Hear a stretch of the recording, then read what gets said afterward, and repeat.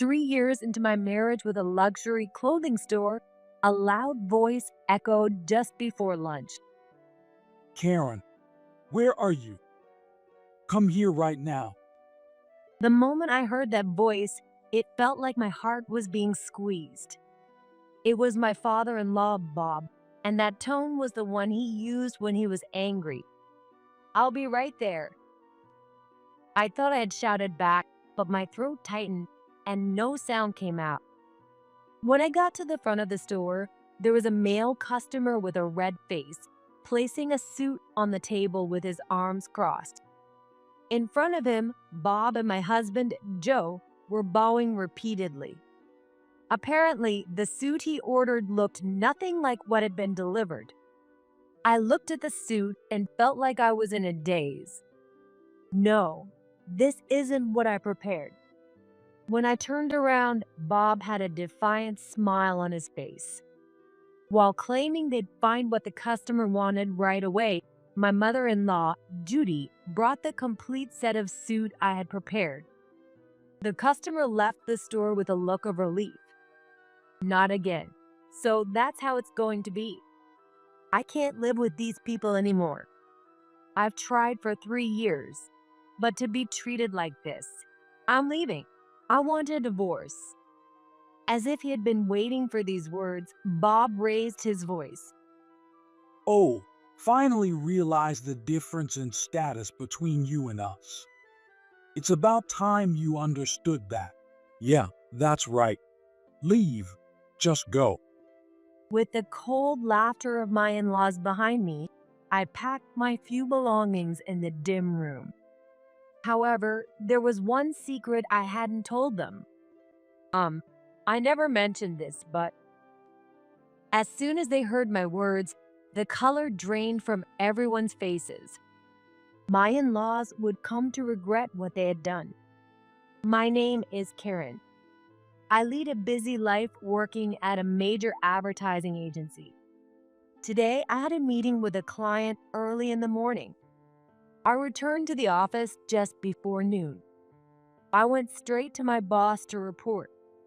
"I'm back." Oh, how did that issue go? I explained the budget situation to both sides and they understood. They also reviewed the designs that were already prepared, and I've informed the designer about the necessary revisions. We can have the final review at the start of the week. Good. That's a relief. It would have been a disaster if we messed up with such a big client. Thanks for following up so well. I'll make sure the executives know. Thank you very much. Well then, after finishing my report, I quickly returned to my desk. All right, it's time for the next meeting. Without sitting down, I organized my things on the desk, then headed to the locker room to check my makeup and hair in the mirror. Okay. I nodded to my reflection, grabbed the bag with my materials, and headed to a nearby restaurant where the meeting was scheduled. On the way, I found myself thinking about Joe Brown. We met a year and a half ago. It was a business meeting. As the heir of a luxury clothing store, he wanted to launch an advertisement aimed at young people. The campaign was a success. Normally, that would have been the end of our relationship as client and agency, but Joe kept in touch personally afterward.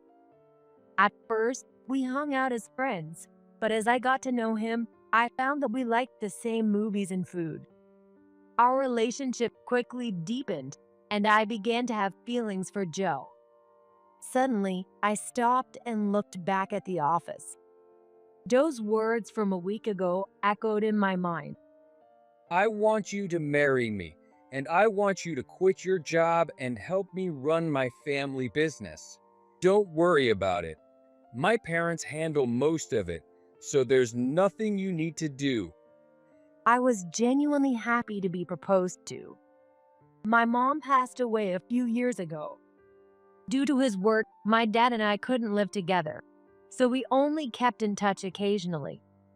My job was fulfilling, so I didn't feel lonely, but I had resigned myself to spending my life alone, thinking I'd missed my chance at marriage.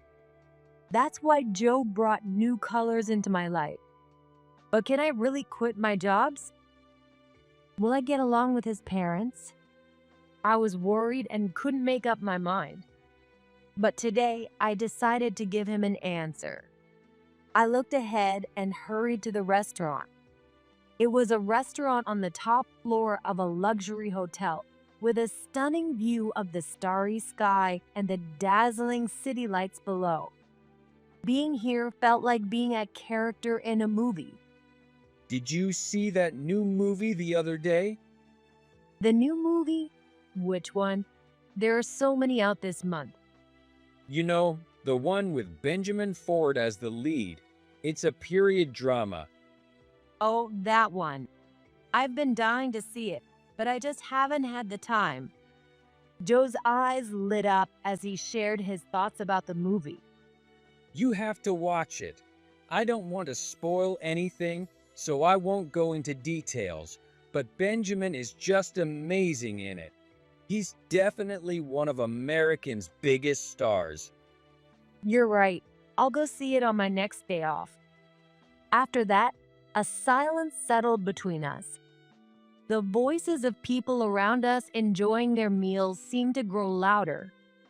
I knew what we needed to talk about next, but neither of us could take that step forward.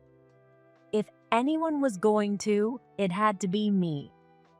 Steeling myself, I drained the wine left in my glass and looked Joe straight in the eyes.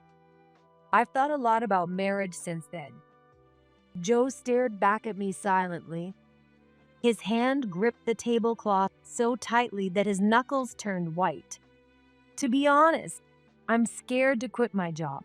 I'm worried about whether I can manage at the clothing store and if I'll be able to get along with your parents. Don't worry. No matter what my parents say, I'll protect you. All I want is for you to be with me. With those words, my wavering heart finally made a decision. I understand. I want to walk through life with you, Joe. I said it and looked at him. The hands clenched on my lap trembled, and the emotions welling up inside spilled from my eyes. After a while, Joe had tears in his eyes. For a moment, we looked at each other, then let out a small laugh. 3 years later, as Karen Brown, I was walking down an old country road under a cloudy sky, dragging my heavy feet. I was on my way back from running an errand. I knew I had to get back as quickly as possible. But the more I thought about the Brown clothing store, the more my legs felt like lead. When I slid open the store's door, an older man in a gray suit turned and glared at me. It was my father-in-law, Bob Brown. You're late. Where have you been wandering around? When will you understand that you're not in some cushy position here? You're completely useless. Here we go again. But trying to explain myself wouldn't do any good. He wouldn't listen. There's only one thing I can do. I'm sorry. I said yes and apologized. That's it? Do you think a few words like that solve everything? You really are an ignorant woman. Can't you come up with a more thoughtful apology? Or have you been living your life aimlessly until now? I felt the blood drain from my head, and a sharp pain throbbed deep in my brain. Even so, I kept my head bowed and gritted my teeth. I'm deeply sorry for returning late. I'll reflect on this to ensure it doesn't happen again, and I'll make sure you never have to say this to me twice. Bob didn't say a word, just let out a snort and turned his back on me. As I was about to leave, Judy, my mother-in-law, walked in dressed in a floral dress more suited for a younger woman. Oh, you useless girl. Didn't I tell you to bring the laundry in by 4 o'clock? Can't you manage such a simple task? Because of you, I'm leaving later than I planned. What do you have to say for yourself? I'm sorry. That's not it. Didn't I just tell you how to apologize properly? Did you already forget? Or are you just not trying from the start? I couldn't think anymore. I stood there stunned, while Judy let out a loud sigh. Again with the silent treatment. Fine. Is this how you troubled your mom too? Quit wasting time and start cleaning or making dinner. Surely even you can manage that much. Yes. Judy left those words behind and walked briskly out of the store. I did as I was told and began cleaning the living room at the back of the store. The bad weather made the old house even darker. But if I turned on the lights, Bob would complain. A woman of your standing shouldn't be using electricity. So I had to clean in the dark. I had to be careful with my footing, which put a lot of strain on my back and shoulders. To top it off, when my sister-in-law, Samantha's baby, started fussing, I had to stop cleaning to change his diaper.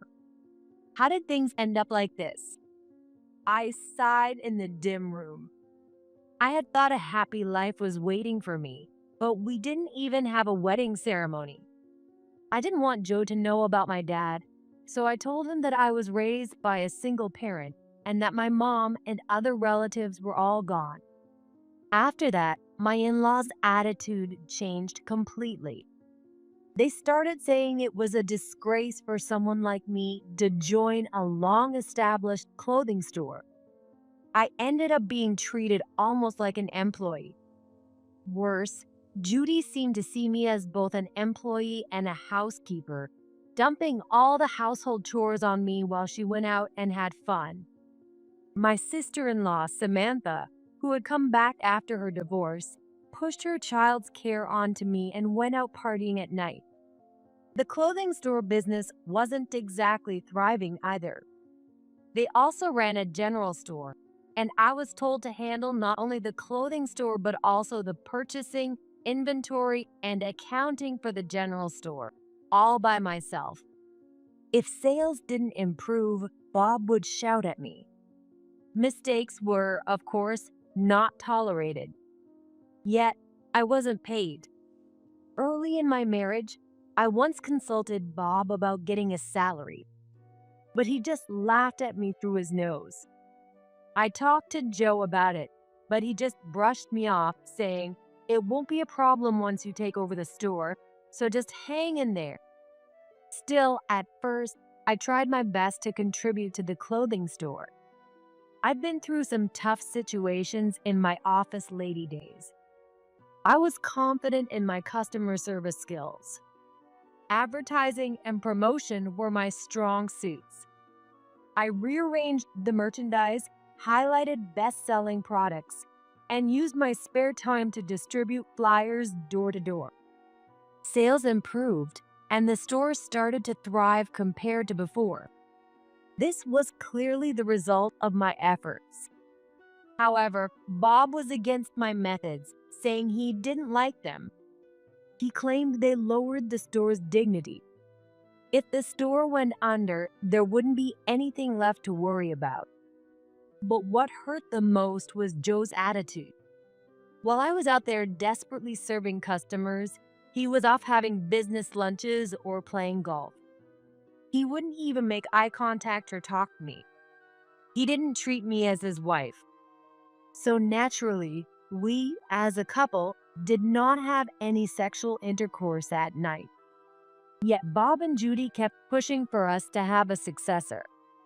I wanted to have a child with the man I loved, and I was willing to put in the effort. But this isn't something I can do alone.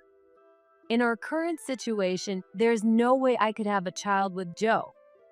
If they want to complain, they should talk to him. But I'm the one who gets blamed. Being criticized for something beyond my control is the worst pain. What kept me from breaking down were the kind words from the people in the neighborhood. Because of them, I felt like I could keep going. One day, as I was washing dishes in the kitchen, Judy threw an envelope at me. A letter came for you. The envelope fell into the sink. I quickly grabbed it, but it was too late. It was already soaked with water. I sighed and dried the envelope with a towel. I turned it over to look for a name, but the plain white envelope only had my name and address on it. Who could this be from? I stopped washing, sat down, and tore open the envelope to take out its contents. A letter and a ticket. I gasped when I saw it. It was an invitation to a special movie screening. Not only that, but there was also a stage greeting and a talk event with the actors was scheduled. And the guest star was. I hastily picked up the letter. I carefully read through each page, not missing a single detail. I could feel the corners of my mouth naturally start to lift. When was the last time I felt this way? Thank you. I murmured to the letter, then quickly put it back in the envelope. I went to my room and gently placed it in the deepest part of the shelf, making sure it wouldn't wrinkle. I covered it with some trinkets to keep it hidden and closed the drawer. This should be good. Now the only question is whether I can get the day off. That's the biggest hurdle for me. I returned to the kitchen and stared at the calendar. I've been married into this family and working at this store for about 3 years. I've taken only 3 days off in all that time. Once when I took my nephew to the hospital, once when the family went on a trip and left me to watch the house, and once when I got stranded on my way back from visiting a distant customer due to a hurricane. Of course, the concept of paid leave doesn't exist here. How can I ask for a day off? Hey, what are you standing there daydreaming for? You're in the way, move. Oh, I'm sorry. Samantha gave me a suspicious look, her eyes scanning my face. What's with you? You seem awfully cheerful. I hope you fed my kid breakfast. Yes, I made sure he ate. Samantha turned her gaze away from me and looked at the calendar. She smirked and looked back at me. You're hoping for a day off, aren't you? But do you really think someone as useless as you could get permission from Dad? When I stayed silent, Samantha leaned in close and whispered in my ear. How about I talk to Dad and get you that day off? Really? Of course, there's a condition. I'm a bit short on money. $5,000. If you can lend me that, I'll tell Dad to let you have a day off. Don't worry. Unlike Joe, I'm not heartless. $5,000. That's a hefty sum, but if I dip into my savings from my office job, I can manage it. If it means I can buy a day off that I desperately need. The problem is whether Samantha will keep her promise. But since listening to her is the only way I can take a day off, I had no choice but to silently pay her the money. All right, I'll get it ready right away, so please wait. I grabbed my wallet and rushed out of the store. I ran as fast as I could to the nearest bank through the hot, humid summer air. The sky, which had been clear just a moment ago, was quickly darkening due to the cumulus clouds, and I could faintly hear thunder. When I reached the bank, I withdrew $5,000.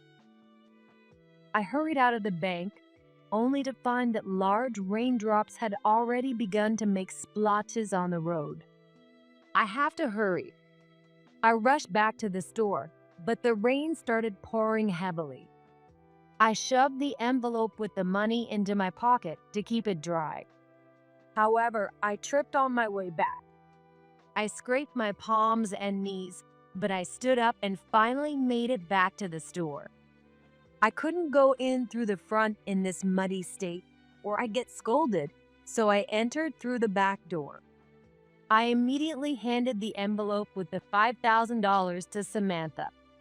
She smirked and counted the bills one by one. All right, good. Well, about my day off. What? Did I promise you that? No way. After getting myself all muddy and paying such a large amount, this was too much. I instinctively reached out to grab her arm.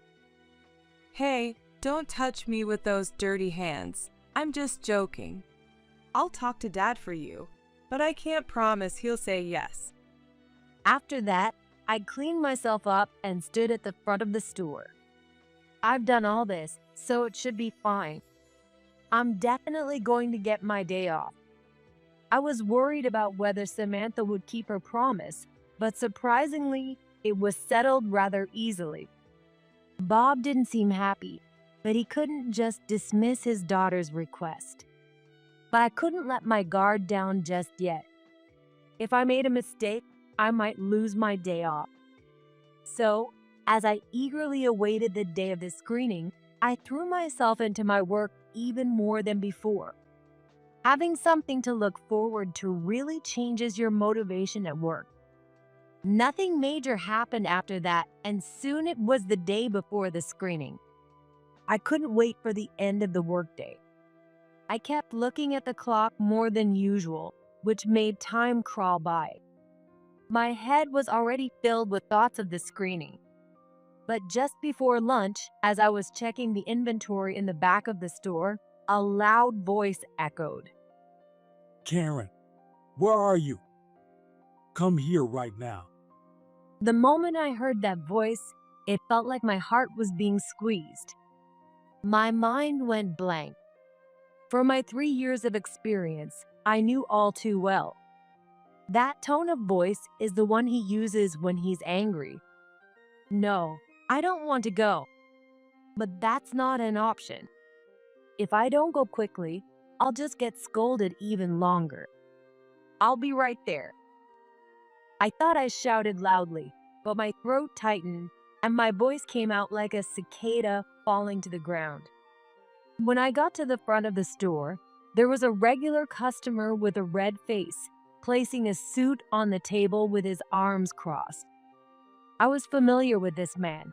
He had been coming to the store often since I started working. Bob and Joe were repeatedly bowing their heads. However, there was something strange about their apology.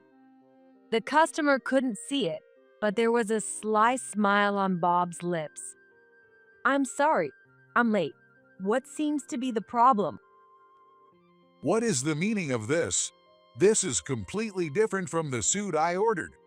I have an important ceremony tomorrow. What do you intend to do about this? I looked at the suit the man had brought in, feeling like I was in a daze. I distinctly remembered taking his order the other day and carefully selecting the suit. But the one in his hands now was entirely different. I may be inexperienced, but I'm not so unskilled as to select such a poor suit. Hey, Karen, don't just stand there. Apologize to him. This is a serious issue. But I didn't pick this suit. What are you talking about? You're the one who dealt with this customer. Do you think you can use ignorance as an excuse? Don't you feel sorry for the customer? I couldn't say a word. This is just wrong. But no matter how much I pleaded in my heart, there was no one to save me. As I stood there, Judy came out from the back of the store. Sir, I deeply apologize for what happened. We've prepared the suit according to your original order. Could you please take a look? She respectfully placed a set of suit on the table. I was shocked when I saw it. It was the very suit I had selected for the customer. There was no mistake. I had chosen it with great care to fulfill his wishes. All three of them turned to me with twisted smiles. But the customer didn't notice. He checked the suit eagerly and clapped his hands. Wonderful. Yes, this is it. This is exactly the suit I ordered. Thank goodness. Now there's no issue for tomorrow's ceremony. I'm sorry for shouting. No, the fault is mine for entrusting this to an inexperienced person. I'll make sure she's properly trained, so please continue to favor us. Inexperienced? The man glanced at the suit and then stared at me. I felt so uncomfortable that all I could do was bow my head silently. Well, all right then. I'll be going now. As soon as the man left, the scolding began. Honestly, anyone can just bow their head. I thought you were a bit smarter than that. Really, it's such poor upbringing. Living under the same roof with you makes us feel dirty. I had reached my limit. If I made a mistake, I'd apologize as much as needed. But this is something I can't accept. I don't know. I didn't choose that suit. Another employee delivered it. Stop making excuses. But I really didn't. Well, it's possible. Maybe I intentionally delivered a different suit than the one you picked, Karen. But you have no proof, do you? What is this man thinking? What does he gain from doing this? I looked at Joe's face, but the man I once loved was no longer there. Listen, Karen, you're a lowly person. You might think you've contributed a bit to the store's sales, but we are in a different league. It's time you understand that. Bob said this and laughed loudly. What a repulsive laugh. If I'm at the bottom, what does that make you? I wanted to shout that, but I no longer had the energy. And then Judy delivered the final blow. Oh, and you. No day off for you tomorrow. What? Obviously, someone as useless as you should be working twice as hard as us. Not just tomorrow. No more days off from now on. The moment the reality of not being able to go to the screening hit me, a dark, inky drop fell into my heart. In no time, it spread and dyed my heart black. Going to the screening was my only source of joy. If that's taken away, what is there left to look forward to? What's going to happen to my life?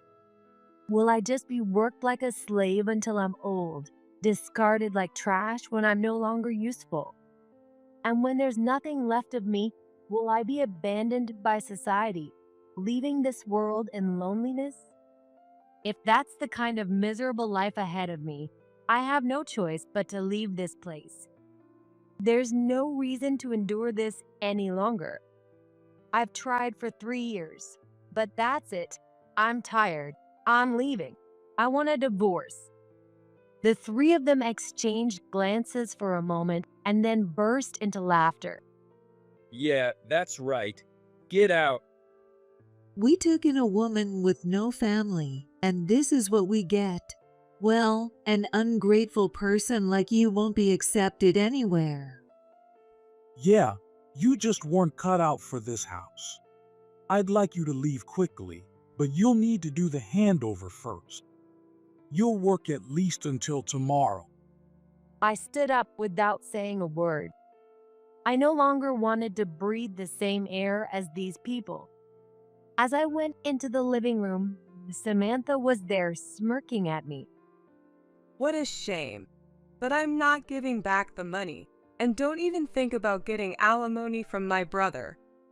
Without answering, I went to my room and started packing my things. Sadly, it didn't take long. After living here for 3 years, all I had left were 2 cardboard boxes and a bag. As I stared at them, a dry laugh escaped my lips. I should have left much earlier, but the time I lost won't come back. Even if I can't go to the screening, I still have things to do. The next day, I handed over the documents to the other employees. I also prepared the divorce papers and took care of various administrative tasks until the end of the day. With that, my final jobs was done. But the screening was already over by then. If that's the case, maybe I'll use my remaining savings to treat myself to a nice meal. I was absent-mindedly sweeping outside the store, gazing up at the sky. Excuse me, Karen. Startled by the sudden voice, I turned around to see the regular customer who had visited yesterday. Oh, I'm so sorry about yesterday. But he raised his hand to stop me before I could finish. There's no need to apologize. I know everything. That suit was chosen by you.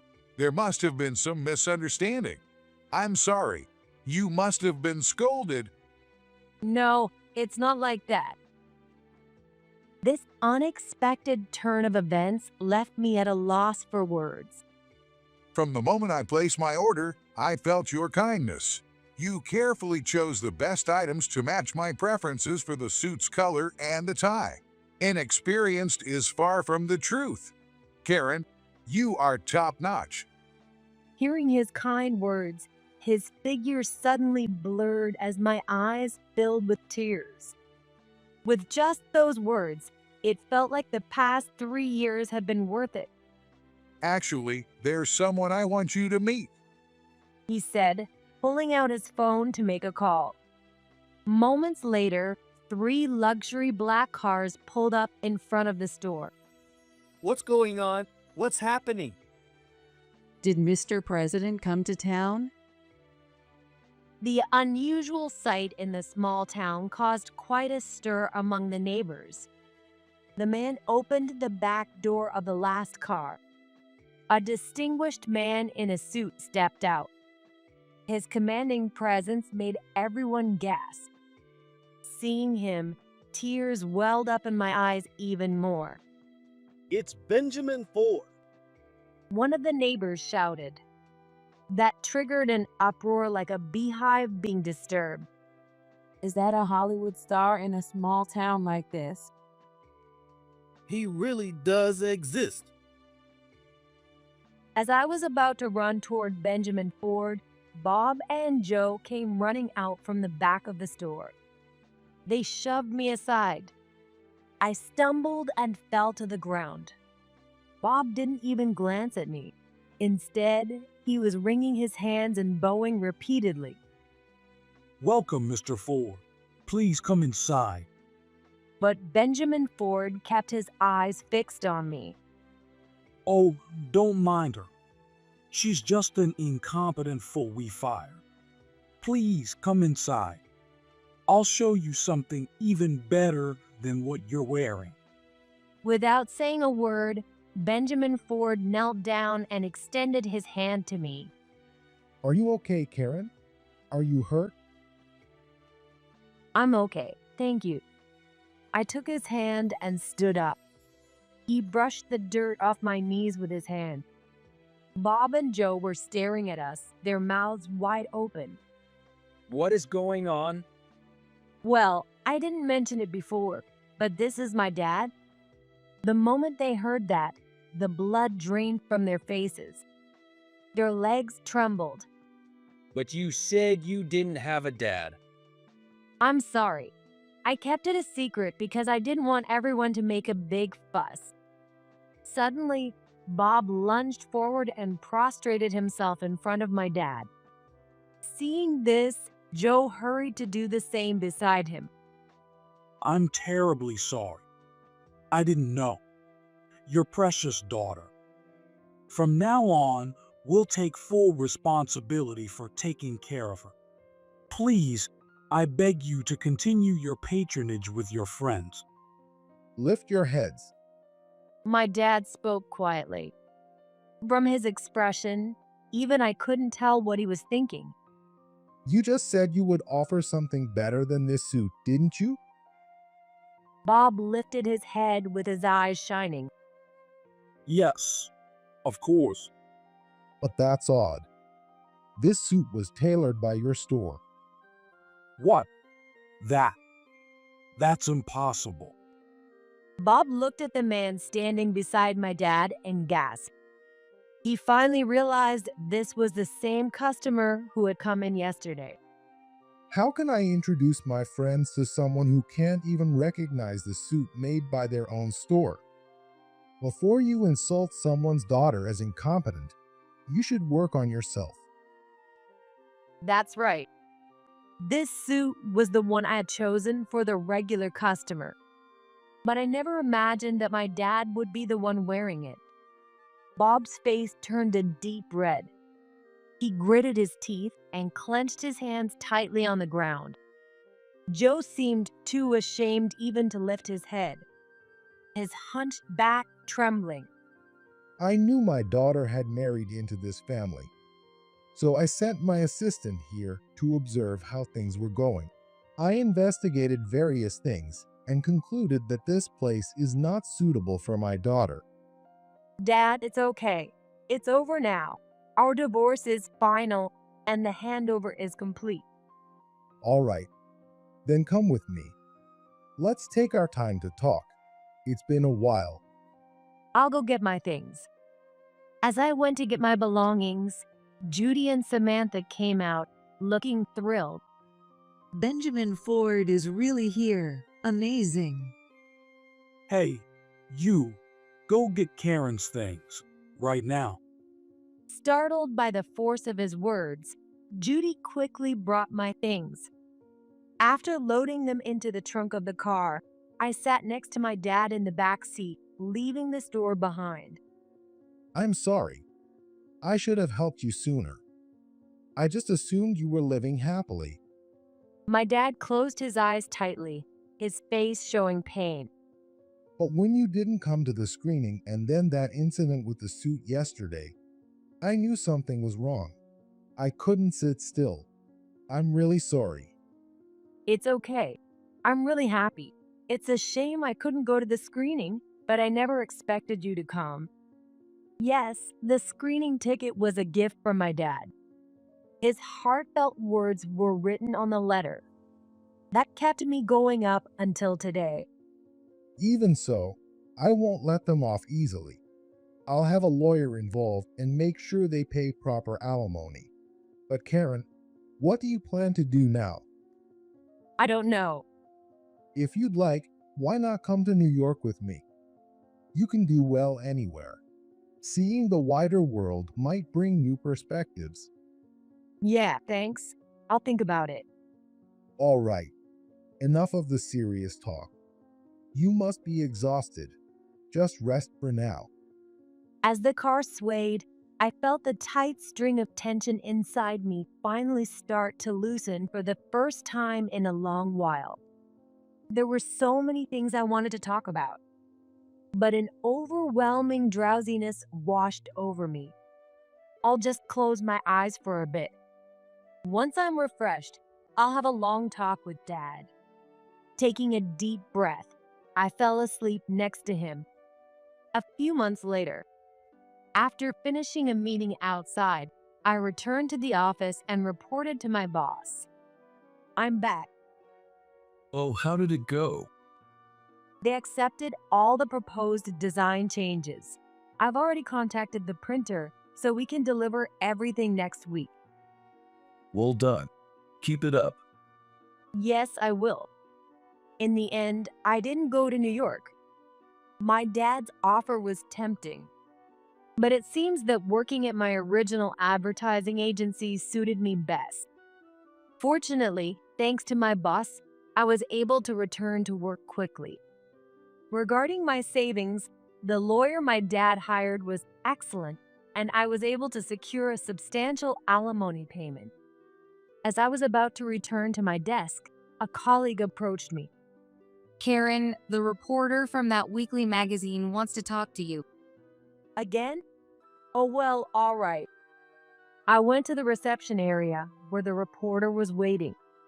Thanks for seeing me. I really don't have anything more to say. Oh no, I came to thank you. The story about the clothing store that mistreated their daughter-in-law and got taken down by her superstar father. It sold like crazy. I got a lot of praise for it. Really, I'm so grateful. To be honest, I didn't want to remember those days. But the reporter didn't stop talking. Since then, the clothing store seems to have gone downhill.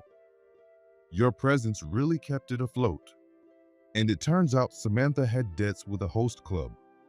Her child was taken in by her ex-husband. And let's see. The reporter pulled out a battered notebook. Oh, right. The Madam, Judy, became a recluse. Your ex-husband Joe and his father Bob are apparently working part-time jobs to pay off their debts. What do you think about that? So, you do want to comment after all. And here I thought you came to thank me. Just kidding. Well, if anything else comes up, I'll be in touch. With that, the reporter left the office. At the same time, the chime signaling lunchtime rang out. To me, all of this was just trivial at this point. As I returned to my office, a few colleagues approached me with smiles. I went to a new, popular cafe for lunch with my colleagues and had a great time. I'm really glad I came back to this job. I would have never experienced this if I had stayed at that clothing store. Back then, I thought my life was ruined, but with my dad's help, everything was neatly resolved. Now, I can't help but enjoy every single day.